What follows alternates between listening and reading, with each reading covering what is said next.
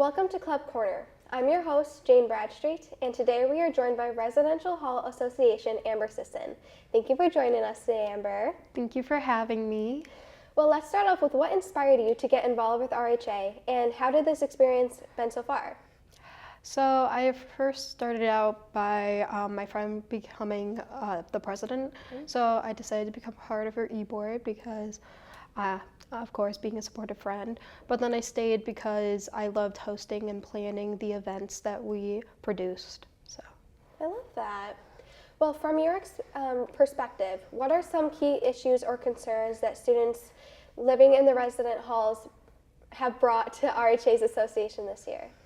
So RHA, we do correlate with Res Hall, but we're more on the fun student side of like hosting the events. But I do know that like sometimes they'll bring up the issue of like AC, which is common, but it's nothing really we can do about it since we are student run. Yeah. What improvements or changes do you think could be made to enhance life in the residential halls? Kind of touched on it, but AC, I would love if we could get a new AC system in all the res halls. I mean, we already got the new laundry units, but AC is where it's at now. That's all that really matters, too. Can you share any successful projects, or events that RHA has organized to improve the student experience? So like I touched on, we do go on the more fun side of it. Late night breakfast is one of our biggest events. It's very popular. Everybody loves to join in and collaborate on that. But we also do host like coffee crawls. One of them is coming up on October 18th. That's gonna be like we bring in our own coffee cart and we have a little event around it. But we also do co-host usually casino night as well. And that's a big one. So how does RHA work with the university administration to address student concerns? Can you give an example of how student feedback led to like real change? So one of our biggest proud moments is we actually did put in a word to get pool tables into Founders.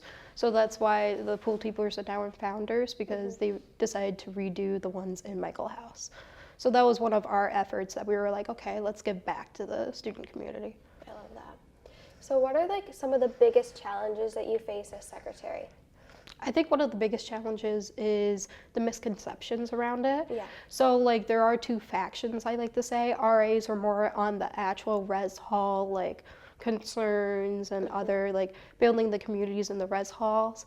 RHA is more of like building community in like for all, kind of to bring them all together, doing fun events. So. I love that. Yeah, sometimes like are residential halls, like the RAs, actually associated with RHA like at all, or are they two different things? So we do help fund some other events. So like if they come to us and they're like, we need an extra $50 to host this event in our res hall, we'll give it to them. But we are a little bit disassociated with them. Like if you plan on becoming an RA, we encourage you to talk to like the RDs or the RAs already present. Awesome. Well, how can students that are involved in RHA have their voices heard and contribute to decisions about residential hall life? So we do host like a general council or senate, kind of like, but we call it RHA Open Hour. It's every other Thursday from 5 to 6.